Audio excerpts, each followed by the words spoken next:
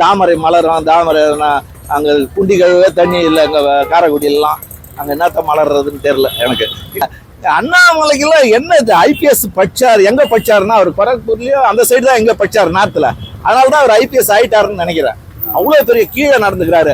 London போய் அரசியல் கத்துக்கிட்டு வந்து சவுக்குல வச்சுக்கிறாரு. இப்ப பிஜேபி ரெடியா இருக்கிறான், எப்படியாவது எவனையாவது கவுத்து ஏற்கனவே அதை செஞ்சது தானே. அவர் நிதிஷ்குமார் அவங்க இவங்க எல்லாரையும் காலி பண்ணிக்கிட்டே போறாங்கல்ல, அது போல இங்கேயும் காலி பண்ணலான்னு அவங்க ஆசைப்படுறாங்க. நெல்லை மாவட்டத்துல ஒருத்தன் ஒன்னும் இல்ல, பைக்ல போனதுக்கு வச்சானே என்ன கொடூரம். புல்லட்ல ஒருத்தன் போக கூடாதுன்னா பைத்தியக்காரமான இருக்குது. அவ்வளவு பெரிய சாதி வன்மம் உள்ளதாதான் இருக்குது. இங்க வந்து வர்க்க பேதத்தை விட ஜாதிய பேதம் அதிகம். உத்தாபுரம் செவரு. நான் இன்னைக்கு திருவள்ளூர் மாவட்டத்துல கூட அது போல ஒரு சுடுகாட்டுக்கு பாதை இல்லை, போய் அங்க போராட அந்த மக்களோட கலை, நீ அதுக்கும் வரமாட்ட. யாரு யார் வைக்கல, ராமதாஸ் வச்சிருக்காரு. வச்சுட்டு அவர் சொல்றாரு இப்ப சமீபத்துல ஒரு இதுல என்ன சொல்றாரு, இது என் கட்சி, நான் நினைச்சேன்னா யாரு வேணாலும் போறாரு. எவ்வளவு பெரிய தடித்த வார்த்தை அது. யார வேணாலும் வச்சிருக்க கட்சி இல்ல. நீ பெரியார் போட்டாவை போட்டிருக்க, அம்பேத்கர் போட்டாவை போட்டிருக்கல, இங்க ஜனநாயகமாவா இது. அவரே சொல்றாரு நேரடியா, இது ஏன் கட்சி, நான் நினைச்சேன் வச்சுக்கோ, இல்லைன்னா வெளில போடானா என்ன அர்த்தம்? ஹிட்லரை விட மோசமான அர்த்தம் அதெல்லாம். நம்ம பேசுறதுக்கு இன்னத்துக்கு இவங்களெல்லாம் பேசிக்கிட்டு நம்ம விட்டுறோம். இவங்கெல்லாம் எப்பயுமே வர முடியாது, ஏன்னா சாதிய சிந்தனை உள்ளவர்கள். சாதிய சிந்தனை உள்ளவர் தமிழ்நாட்டில் தலையெடுக்கவே முடியாது. அப்படின்னாக்கா இப்ப சமீபத்துல கூட ஒருத்தர் கேட்டிருந்தாரு, அதுக்கு திரும்ப கூட பதில் சொல்லியிருந்தாரு. சாதிய சிந்தனைனா அப்ப நீ என்ன சிந்தனைனா சாதி ஒழிப்பு சிந்தனை அப்படின்னு திரும்ப சொல்லியிருந்தாரு. ரொம்ப கரெக்டான பாயிண்ட். ஒடுக்கப்பட்டவன் போராடுவதற்கும் ஒடுக்குபவன் போராடுறதுக்கும் வித்தியாசம் இருக்குது. அந்த வித்தியாசத்தை சரியா புரிஞ்சுக்கணும். இப்ப இந்தியாவில சரி தமிழ்நாடு சரி எந்த அளவுக்கு சாதி ஒன்றுமோ இருக்குன்னு நினைக்கிறீங்க? கண்டிப்பா சாதி இருக்குது. சாதியை உடைப்பது தானே மனிதனுடைய வேலை. மனிதர்களாக வாழணுன்றது தானே இந்த சமூகத்தினுடைய ஏற்பாடு. அதுதானே பெரியார் போராடினாரு, அம்பேத்கர் போராடினாரு, பூலே போராடினாரு, எல்லாரும் அதுதானே செஞ்சாங்க. ரெட்டமலை சீனிவாசன் தாத்தா, MC ராஜா, எல்லாருமே இந்த சமூகத்தின் மீது அக்கறை உள்ள மனிதர்கள் மனிதர்களா வாழ்வதற்காக எல்லாருமே போராடி இருக்காங்க. யாரும் இல்லைன்னே சொல்ல முடியாது. எந்த அளவுக்கு சாதி இருக்குன்னு நினைக்கிறீங்க? ஒண்ணுமோ அது இருக்குது.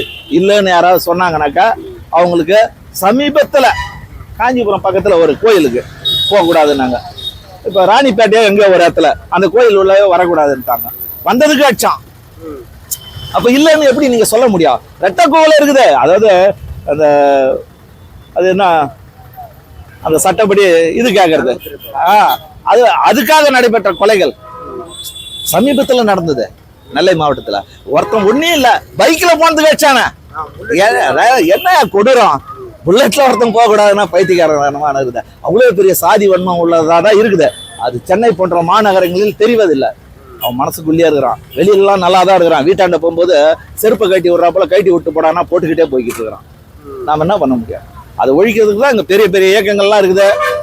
பெரியார் ஆரம்பிச்ச பெரியார் திராவிட கம்யூனிஸ்டுகள், அம்பேத்கரிஸ்டுகள் போவதான் செய்யும். ஆளுங்கட்சி என்பது எப்பொழுதுமே முதலாளித்துவ சிந்தனை உள்ளது தானே. DMK மட்டும் என்ன இல்ல கம்யூனிஸ்ட் சிந்தனை உள்ளதா? இல்ல பெரியாரிஸ்டா? நேரடியான பெரியாரிஸ்டுகள்லாம் இல்ல, பெரியார ஆதரிக்கிறவங்க அவ்வளவுதான். DMK ADMK யாரா இருந்தாலும் அவங்களும் ஒரு முதலாளித்துவ சிந்தனைவாதிகள் தானே. அதுல எந்த சந்தேகம்லாம் இல்ல. எங்களுக்கு என்னன்னா குறைந்தபட்ச செயல் திட்டத்துல அவங்களோட நம்ம வந்து உடன்பட்டு போகலாம். DMKவோட இல்லைனாக்கா அர்த்தம் வந்துருவான். இப்ப பிஜேபி ரெடியா இருக்கிறான், எப்படியாவது எவனையாவது கவுத்து ஏற்கனவே அதை செஞ்சது தானே. அவர் நிதிஷ்குமார் அவங்க இவங்க எல்லாரையும் காலி பண்ணிக்கிட்டே போறாங்கல்ல, அது போல இங்கேயும் காலி பண்ணலான்னு அவங்க ஆசைப்படுறாங்க. அவங்க ஆசை நிறைவேறாது. அண்ணாமலை என்ன சொல்றாரு, பிஜேபி அண்ணாமலை அவர்கள் 2026 தாமரம் மலர்ந்தே தீர்வு சொல்றாங்க. அப்புறம் நான் வேற மாதிரி சொன்னாக்கா அது அசிங்கம் ஆயிடுமேன்ட்டு நான் சொல்லல. ஏன்னா ஏற்கனவே தமிழிசை ஒரு தடவை சொன்னாங்க, அப்பதான் ஒருத்தர் சொன்னாரு அது அந்த பீப் சவுண்ட் போட்டு மலராது அப்படின்னாங்க. அது போல நான் சொல்ல வச்சிடாதீங்க. ஏன்னா அண்ணாமலைக்கெல்லாம் என்ன ஐபிஎஸ் படிச்சாரு, எங்க படிச்சாருன்னா அவர் கோரக்பூர்லயும் அந்த சைடு தான் எங்க படிச்சாரு நார்த்ல, அதனாலதான் அவர் ஐபிஎஸ் ஆயிட்டாருன்னு நினைக்கிறேன். அவ்வளவு பெரிய கீழே நடந்துக்கிறாரு. லண்டன் போய் அரசியல் கத்துக்கிட்டு வந்து சவுக்குல வச்சுக்கிறாரு. நான் செருப்பு போட மாட்டேன்ட்டு இப்ப போட்டுக்கிறாராம். அதே போல அண்ணா சாலையில இருக்கிற அறிவாலயத்துல இருந்து செங்கல்ல பண்ற. ஏன்னா இதெல்லாமே உனக்கு வேலை. சமூகத்தின் மீது அக்கறை செலுத்தி அந்த மக்களோடு மக்களாக போராடியானாக்கா எடுத்துட்டு வந்துட்டு தாமரை மலரும் தாமரை அங்க குண்டி கழுவே தண்ணி இல்லை அங்க காரைக்குடியெல்லாம் அங்க என்னத்த மலர்றதுன்னு தெரியல எனக்கு. இல்ல நிறைய பேர் என்ன கேள்வி வைக்கிறாங்கன்னா 2026ல இப்ப திமுக வந்து நான் வந்து பஸ் ஃப்ரீயா கொடுத்தேன், மகளிருக்கு 1000 ரூபாய் கொடுத்தேன் அப்படின்னு சொல்லிட்டு ஓட்டு கேட்பாங்க. பிஜேபி என்ன சொல்லி ஓட்டு கேட்போம், அதெல்லாம் என்ன கேட்பான்னு கேக்குறாங்க. அப்படியா?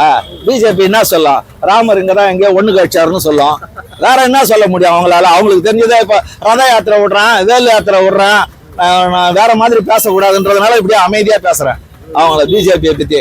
ஏன்னா அவங்கள பத்தி யாருக்கிட்ட ஒரு கேள்வி கேட்டு பாருங்களேன். பிஜேபி காரங்க கிட்ட போய் 72 பத்தி பேசினா 2004 பத்தி பேசுவான், 2004 பத்தி பேசினா 1947 போயிடுவான். அவனால ஜீர்ணிச்சுக்கவே முடியல. யார? பெரியார.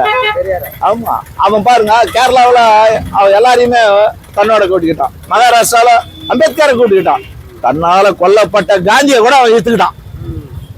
இந்தியாவின் முதல் தீவிரவாதி யாரு சொல்றாங்க இந்த தடவை? காந்தியினுடைய நினைவு நாள் அன்னைக்கு, காந்தி நினைவு நாள், காந்தி கொல்லப்பட்ட நாள்னு. காந்தி எப்படி கொல்லப்பட்டாரு? சும்மா அவரே துப்பாக்கியத்தை சுட்டுக்கிட்டாரா?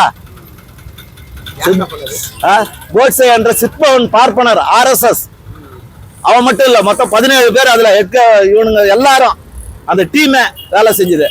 இந்நாட்களில் அவர்கள் மேல இருந்தாங்க, இன்னைக்கு வரலாம் அவங்க தான் மேல இருக்கிறாங்க. ஏன்னா இன்னைக்கு கூட பாருங்கன்னா ஜட்ஜி பாத்தீங்கன்னா 40 பேர்ல 20-22 பேர் அவங்க தானே, அவங்க பெரும்பான்மையா இருக்கிறவங்க அவங்க தானே மேல. பின்ன என்ன சொல்லுவாங்க? ஏன் ஜாதி கணக்கு எடுக்க மாட்டாங்க திமுக?